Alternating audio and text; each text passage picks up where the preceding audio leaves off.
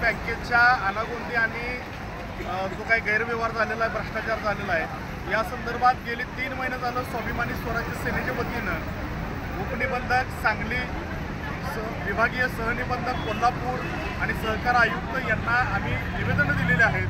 2 वेळा कोल्हापूरमध्ये विभागीय सहनिबंधकांच्या कार्यालयासमोर बेमुदत धरणे आंदोलन देखील केलं, परंतु अद्याप प्रशासन हे गेंड्याचं कातडीचं प्रशासन आहे। तत्कालीन संचालक जिल्हा मध्यवर्ती बँकेचे यांच्या काळामध्ये जवळजवळ नोटाबंदीच्या काळातील मोठा भ्रष्टाचार झालेला आहे। नोकर भरतीच्या अनुषंगाने सुद्धा नोकर भरती जी झालेली आहे ती सुद्धा गैरव्यवहार आणि गैरप्रकारानं झालेली आहे, त्याची सुद्धा चौकशी झाली पाहिजे।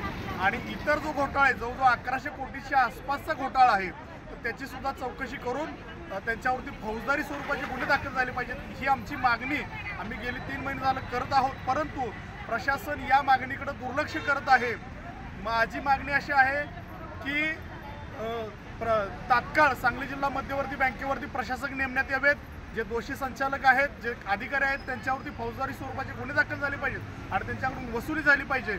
अन्यथा येणाऱ्या 2 दिवसांमध्ये जिल्हा मध्यवर्ती बँकेच्या समोर आत्मदहन केल्याशिवाय स्वाभिमानी स्वराज्य सेनेचा कार्यकर्ता स्वस्थ बसणार नाही, असा या ठिकाणी मी इशारा देतो।